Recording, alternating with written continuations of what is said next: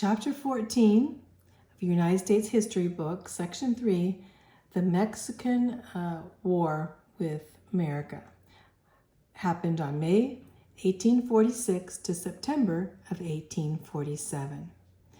So in this section, we're going to talk about the Santa Fe Trail, the Mexican Cession, the failed peace attempts with Mexico, when the war breaks out, the Mexican War breaks out with America, and General Zachary Taylor become a hero during this time, during this war, and the victory for the United States. The Santa Fe Trail to California. The American interest was high to settle New Mexico and California, and traders had followed the Santa Fe Trail into New Mexico, which was a very prosperous trade route. William Becknell, you have a picture of him there, actually cleared out this trail and is known for the Santa Fe Trail. But California was beyond this and was described as the richest, most beautiful, and healthiest country in the world. So early traders reached California by sea, going all the way around South America, and later they crossed the mountains and the deserts all the way to California. In 1824, we have Jedediah Smith here. He lived 1799 to 1831, and he was an unusual sort of mountain man. He didn't drink, smoke, or curse, and he was a devout Christian, and he often said that his Bible and his rifle were his closest companions. Jedediah Smith traveled more extensively than any other mountain man, and he's famous for discovering the South Pass through the Rocky Mountains. He was the first white man to traverse the rugged Sierra Nevadas, going across the state of Nevada and going on through that area of California. It goes through, Lake Tahoe River area, and was first to explore the Pacific coast from San Diego too. So very much of a trailblazer, don't you think? Jedediah Smith. Some pictures here of Becknell and Smith. And so the early traders reached California by sea. Yet we know that, in 1845, approximately 2,000 Americans lived in California. So some came by sea, most came by land. The Mexican War, in the meantime, was brewing, and it was threatening. Mexico constantly was threatening war because of Texas, what had happened in Texas. And so Mexico actually broke off diplomatic relations with the United States, refusing to recognize the Rio Grande River as the Texas border. Why? Basically because Santa Anna had signed it off, but the leaders of Mexico hadn't recognized what he had done, because Mexico was in turmoil, and who was really leading at that time, as there were many revolutions going on. And so the United States sent an army detached under General Zachary Taylor. General Zachary Taylor will become a hero during this time. Here's a picture of him. He lived 1784 to 1850, and he was already known for his battles before, and so he was a war hero. He was there to protect the Texas border against Mexican invasion. Meanwhile, Commodore J.D. Sloat of the United States Navy in the Pacific was also sent and given secret orders to seize California during this time if Mexico declared war on the United States, but basically to protect the American Californians in California.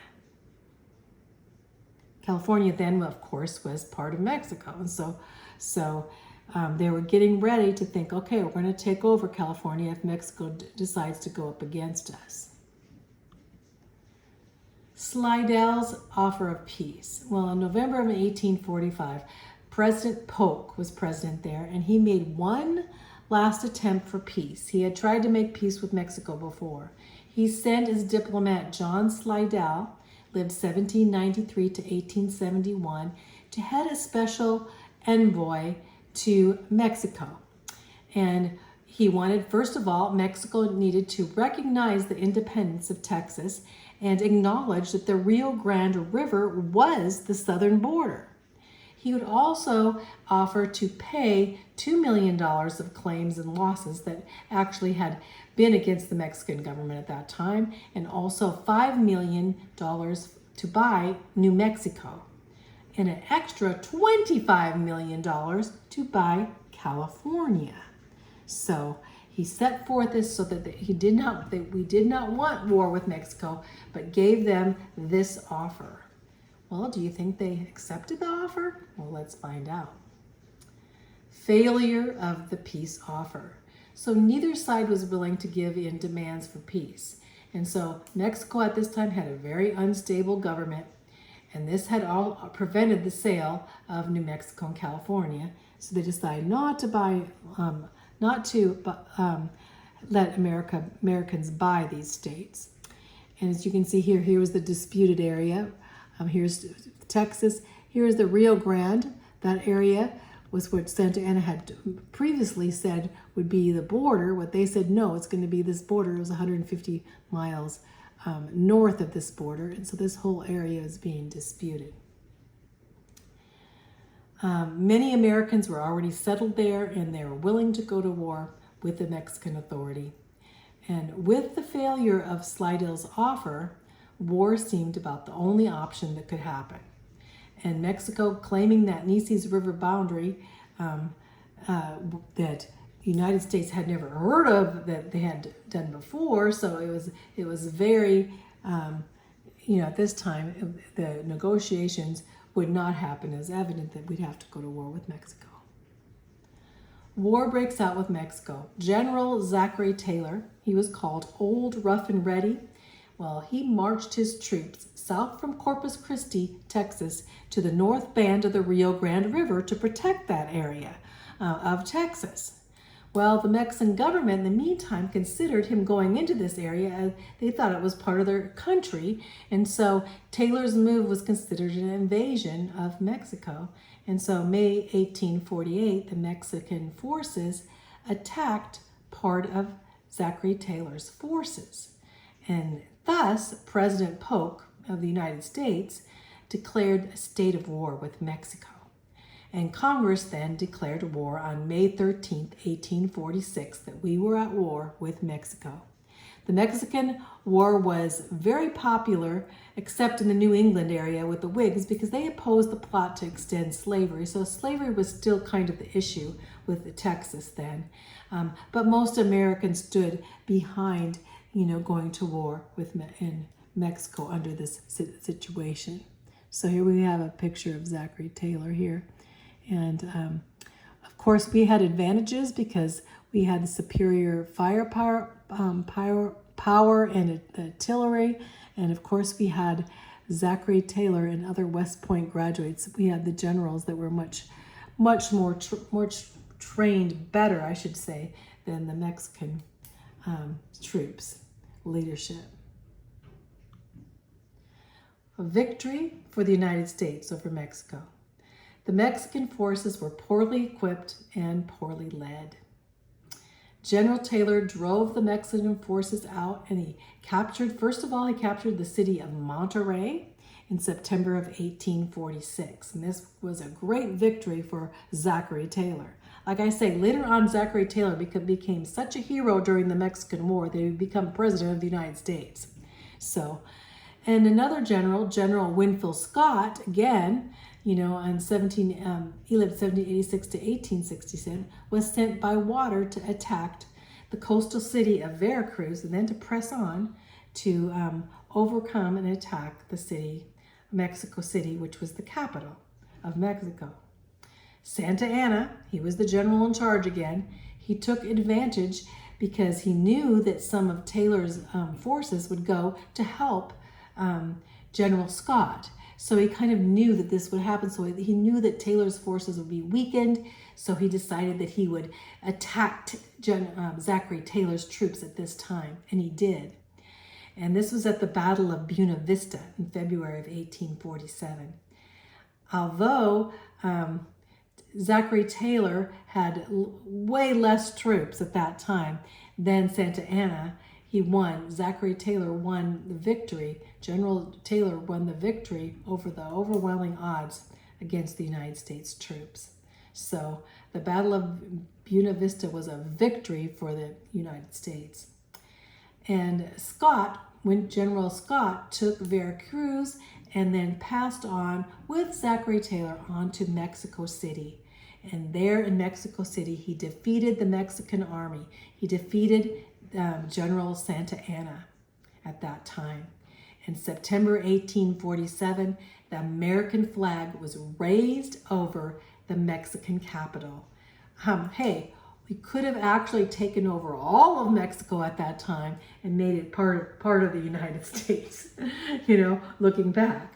But now we had the victory, the conclusion of the war. In the end, the United States took over Mexico's capital and won the war, and Mexico had to give all of its land north and west of the Rio Grande to the United States. In the meantime, we have in California the Bear Flag Revolt. And so there were many United States citizens living in Sacramento, California, and they decided to revolt against Mexican authority. It was pretty much planned. They raised the bear flag. It was a homemade flag with a grizzly bear and a star on it, just to look very simple. And they declared themselves as the Republic of California. No, they weren't part of the United States yet, but they declared themselves that they would be their own country and they would be independent of Mexico. Remember, California was part of Mexico. Captain John C. Fremont here, this picture here, lived 1813 to 1890. He led and assisted the Republic, and he, as well as the naval squadron of leader Commodore Sloat. Remember, Commodore Sloat was bringing in the Navy on one side, a secret mission to help Californians, right?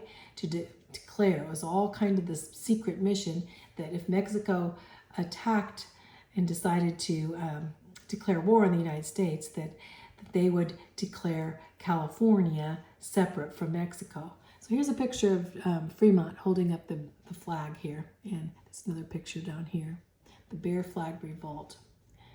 So, but the Mexicans in California, they put up little resistance. Basically, most of the Mexicans in California just thought, well, I'd rather be part of the United States of America than part of Mexico, because Mexico was in a whole confusing dilemma at that time. And so they thought being part of the United States would bring freedom and prosperity to California. And so Fremont replaced the bear flag with the United States flag, and in only 2 days, just 2 days, all of California fell into American hands. Just 2 days. Here's a picture of, you wonder who she is. This is Fremont's wife, Jessie, and what a great, couple they were in the midst of all this. They were very much against slavery, which was very, they were very instrumental in California being, not being a slave state, in standing out. Fremont also was known before as a great path. They called him the Great Pathfinder, but he didn't really find the trails, but he actually went through the trails and mapped them out, was a map maker of the trails, not only the trail to California, but also in Santa Fe Trail, but also to the Oregon Trail.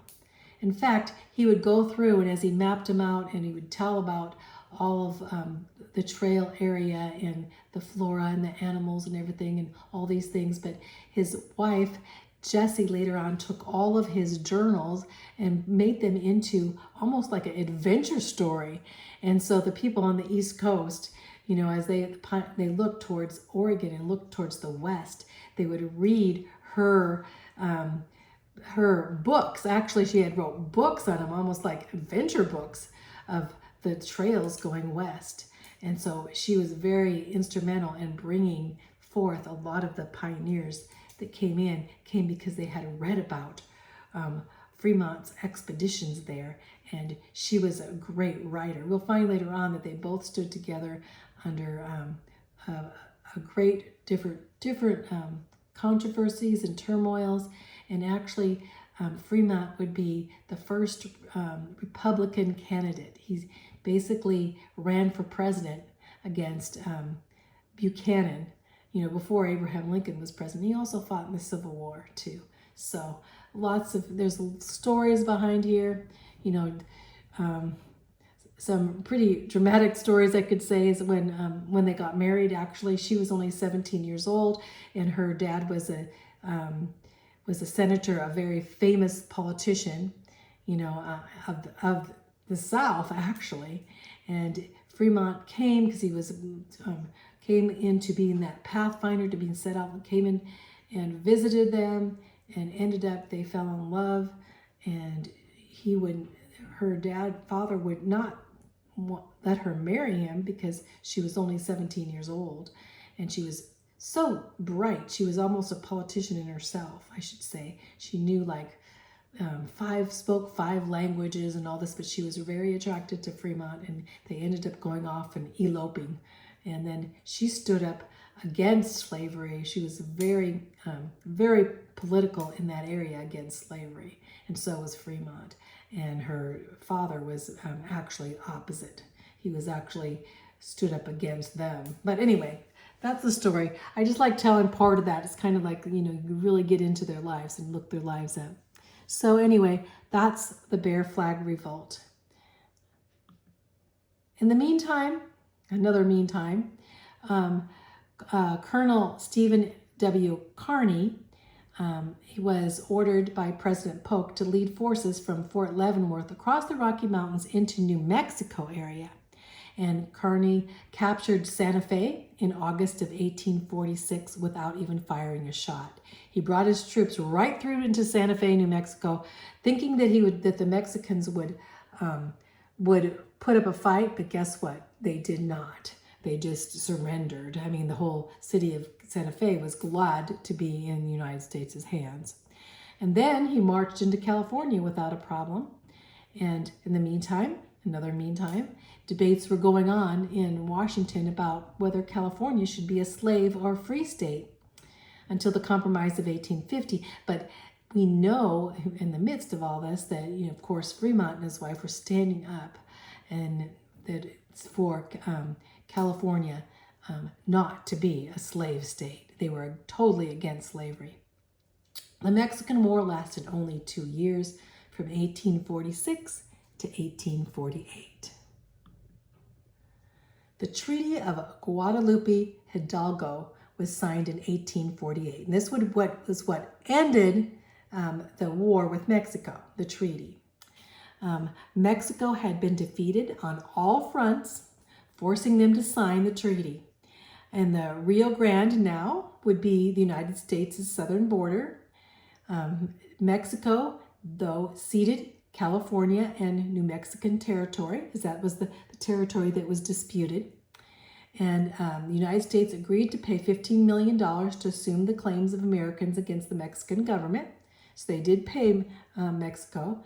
And then the American, basically, the American spirit was, and unity was totally revived as they looked and saw the Mexican cession basically gave way to the United States having now acquired California, Nevada, Utah, Arizona, part of Colorado, part of New Mexico, and all of California. Did I say California? All of California. So was 500,000 square miles. And so we look now, we see this picture here as people in the East read, and they say, wow, we just acquired this huge piece of land all the way to California. And people had heard about California and how wonderful California, especially when gold was discovered. So the California gold rush, just before the treaty was signed in January of 1848, gold was discovered in a stream of Sutter's Mill in Sacramento Valley. So John Sutter had found some gold. In 1849, thousands of gold seekers descended in Northern California for gold. And the gold rush would farmers mortgaged their farms, and factory workers gave up their jobs to others, and they all headed to the West the gold rush to get rich. People are wanting, okay, gold is discovered. And that was a big call for California. So every means of transportation was to get to California. Some people sailed all around South America. Others even went through the Isthmus of Panama. That was really hard to go through that little isthmus and go over that Isthmus of Panama, because there was a lot of disease and malaria and everything. But a lot of people did that too. But most came over land. Through the land, there were many perils that go through the desert, go over the mountains, hunger, treacherous terrain, and possible Native American Indian attacks, right? So all of this, but that didn't stop people to come to California for the gold rush. California becomes the 31st state. But few really struck it rich in gold in California, but many United States citizens settled in the beautiful land. In 1849, California was practically, being populated, so lots of gold rushers had settled down there. And a convention was set up in Monterey to set up the state government. And as they set up the government, they said the Constitution would prohibit slavery, no slavery in California. And it was ratified by the popular vote in Congress in 1850. California applied to enter the Union as the 31st state. Here you have pictures of the gold rush cities here. And there were many gold rush cities, especially in Northern California here. The Gadsden Purchase in 1853. So this is another area. 5 years after the Mexican War, the United States minister to Mexico was named James Gadsden. In 1788 to 1858 is when he lived. But anyway, he negotiated with Mexico a small piece of land to allow a southern railroad to come through. So he paid Mexico $10 million for this piece of property. But the railroad would not be able to come in because during this, we'll see in 1860, what happens? The Civil War. So the railroad would not be able to come in until after the Civil War. But what was this purchased? You can see right here. Here's New Mexico. Here's Arizona. You would see Phoenix is right above here. And then you see Yuma and Tucson are in these areas. So this area we purchased from Mexico called the Gadsden Purchase. So other territory claims during this, the Guano Islands Act. This is kind of unfamiliar to me, but cotton plantations were depleted from nutrients in their soil, as we know. And they thought this guano commodity was sought after for fertilizer. And so many owners wanted to move to the west to get the guano. Well, basically, where was this fertilizer found? They found this fertilizer on these islands, a lot of islands. And here's a picture of, this is over here in Mexico, and there's islands on this area, and on into, here's Florida, so this area. And so they signed for these guano islands, and this would allow the United States to possess any unclaimed or uninhabited islands where guano was formed, or was found, I should say. Well, formed and found. And there were dozens of small islands that were claimed during this area. And some even now are still held. And here's a picture of an island with a guano on it. They wanted that guano for fertilizer for the cotton plantations. Manifest destiny conflicts. Well, the new land brought many Americans west. They brought their ideals, and they also brought the gospel west. But unfortunately, conflicts would happen, especially with the Native Americans. And so as many settlers mistreated the Native Americans, and there would be all kinds of conflicts, and led to war and mistrust between Native Americans and the United States government, right? A lot of treaties were not held, and a lot of problems. And you see here as a wagon train's coming across, being attacked by Native American or Indians at that time. And also many viewed this new land as a way to get rich quick, right? And so there was a lot of fighting over pieces of property and such. Lawlessness and greed were followed by gunfights, and land disputes turned peaceful towns upside down. Many Americans sought to help each other, yes, we know that, and there was a really rich blend of nationalities and such, but there were a lot of conflicts during this time, different cultures coming together. Manifest destiny in America. Okay, American claim is by the right of our manifest destiny to overspread and possess the whole of this continent, which Providence has given us for the development of the great experiment of liberty and federative self-government entrusted to us. John O. Sullivan. That's this time the manifest destiny was looked for, that America would reach the Pacific coast, and indeed we did. One little thing I wanted to, this was in your book too, I wanted to add, was a preacher, of course. His name was William Taylor. He was an evangelist preacher. He lived 1821 to 1902. He was the most extraordinary American evangelist ever. He was a Methodist preacher, and he followed the gold rush to come to California because he wanted to preach the gospel. So he came over in 1849, and he preached standing on a wooden crate on the wharf of San Francisco, and was labeled as a street preacher, and started leading a lot of those coming over, a lot of the gold miners, leading them and to the Lord, preaching the gospel. And then he returned from California in 1858, and then he served as a circuit rider on the eastern United States. A circuit rider, he'd ride around on his horse preaching the gospel from town to town. And then on to the whole world.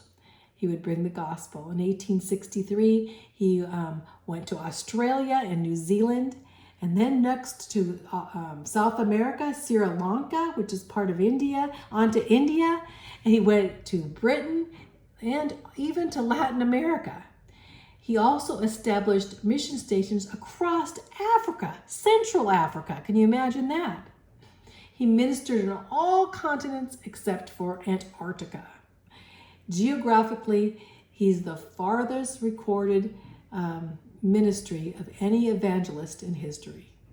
He started in California, in San Francisco, preaching the gospel.